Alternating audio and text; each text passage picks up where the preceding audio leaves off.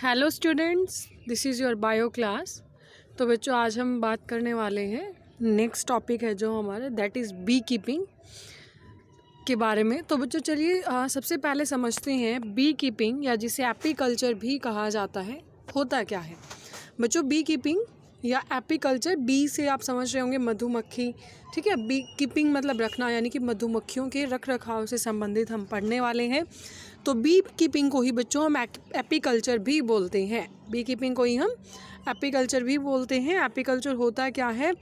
It is the maintenance of hives of honey bees for the production of honey, यानी कि जो उनके hives हैं, जो मधुमक्खियों के छत्ते होते हैं, उन्हें हमें मेंटेन करके रखना है। किसके लिए? हनी की प्रोडक्शन के लिए। It has been an age old cottage industry, ये काफ़ी पुराने समय से इंडस्ट्रीज़ हमारी ये चलती आ रही हैं। और हनी हमें पता है काफ़ी हाई न्यूट्रिटिव वैल्यू इसकी होती है। साथ में मेडिसिन में भी ये काफ़ी अच्छा खासा रोल प्ले करता है। साथ में बच्चों हनी भी बीज वैक्स भी प्रोड्यूस करती है, जिसके काफ़ी सारे यूजेस हैं इंडस्ट्रीज़ के अंदर। बहुत सारे कॉस्मेटिक्स और कई तरह की पॉलिशेस में भी इसका यूज़ किया जाता है। ओके। साथ में बच्चों अगर हम बात करें कि इसकी जो काफ़ी डिमांड है हनी की, वो काफ़ी इंक्रीज़ हो रही है, तो लार्ज स्केल पर हमें बी कीपिंग प्रैक्टिसेस भी करनी पड़ेंगी। इसके लिए क्या होगा बच्चों, हमें अलग अलग काफ़ी चीज़ों का ध्यान रखना होगा। अलग अलग तरीके हमें देखने होंगे कि कैसे इस चीज़ को एनहेंस किया जाए, कैसे इस चीज़ को बढ़ाया जाए। तो बच्चों अगर हम बात करें जो बी कीपिंग है, किसी भी एरिया में उसको हम शुरू कर सकते हैं, लेकिन उसके लिए हमें कुछ चीज़ों का ध्यान देना होगा। लाइक वहाँ पर है जो सफिशिएंट बी पोस्चर्स होने चाहिए, यानी कि ऐसे प्लांट होने चाहिए जहाँ पर सफिशिएंट अमाउंट में, जिन पर नेक्टर प्रोड्यूस हो, पॉलन्स हो, उनको हम बी पोस्चर्स बोल देते हैं।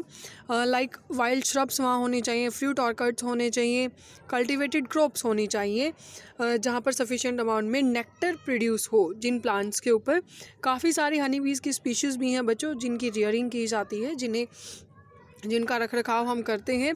कॉमन स्पीशीज़ है जो that is Apis indica, important है ये। एपिस इंडिका एक कॉमन स्पीशीज़ है। और बच्चों बीहीव्स को हम कोर्टयार्ड में भी रख सकते हैं, वरांदा है जो हमारे घर का, उसमें भी रख सकते हैं।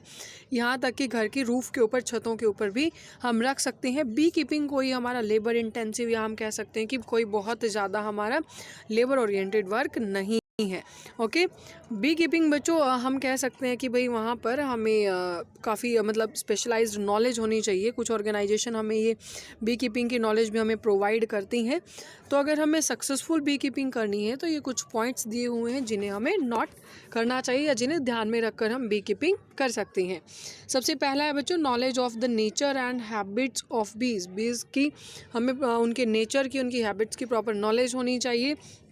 Selection of suitable location for keeping the beehives, हमें जो बीहीव्स हैं, जो मधुमक्खियों को कहाँ हम रख रखाव करेंगे, उनके जो छत्ते होते हैं, बीहीव्स हैं, वो कहाँ बनेंगे, उसके लिए हमें सुटेबल लोकेशन को भी सेलेक्ट करना होता है।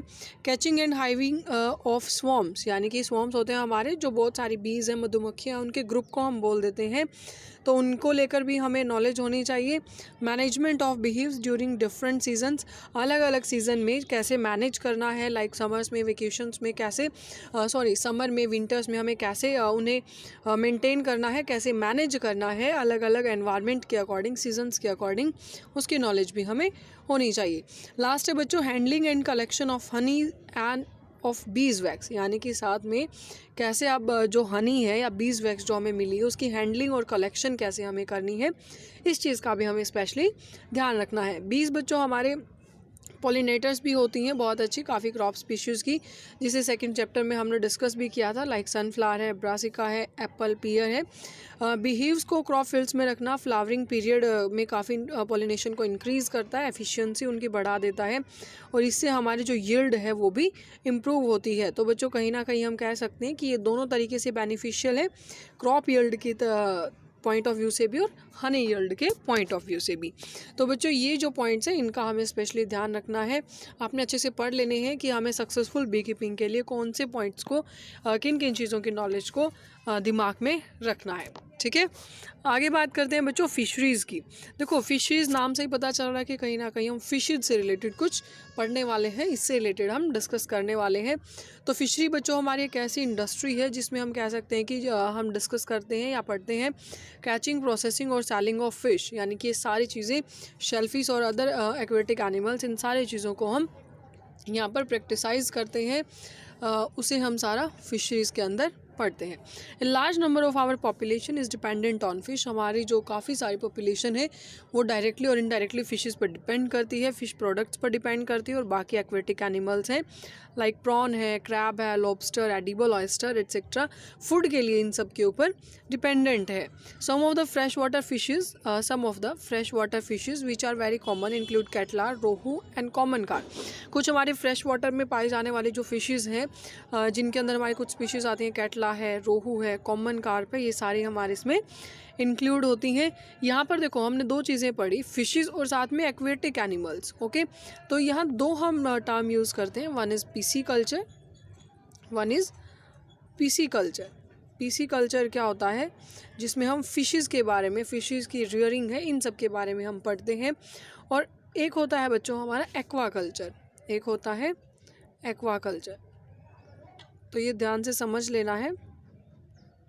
जो पिसिकल्चर है इसमें हम फिशेस से रिलेटेड डिस्कस करते हैं, और जो एक्वाकल्चर उसमें हम एक्वेटिक एनिमल्स, और एक्वेटिक एनिमल्स में फिशेस के साथ साथ जो दूसरे हमारे पानी में रहने वाले ऑर्गेनिजम्स हैं, वाटर में जो हमारे प्रेजेंट हैं जो ऑर्गेनिजम्स लाइक प्रॉन है, क्रैब है, लॉबस्टर है, एडिबल ऑयस्टर है, ये सारे हमारे इंक्लूड होंगे, उसे हम कहेंगे एक्वाकल्चर।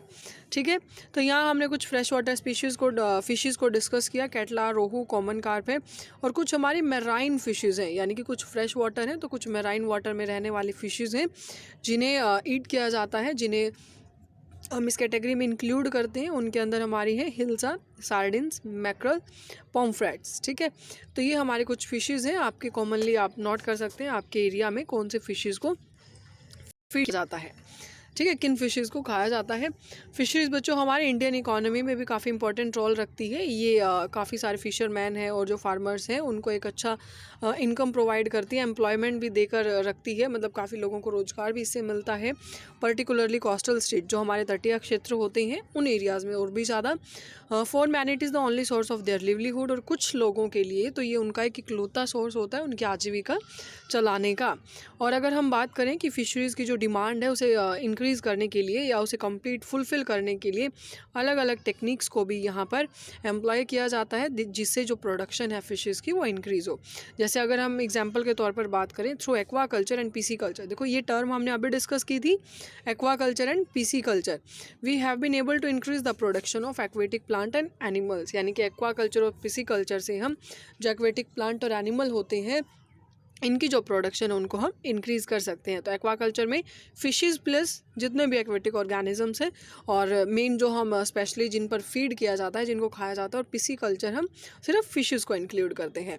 तो इनके अंदर हमारे फ्रेश वाटर, मैराइन दोनों ही तरह की फिशेस यहाँ पर इंक्लूड होंगी, और ये क्वेश्चन हमने अभी डिस्कस भी किया है, find out the difference between pisciculture and aquaculture.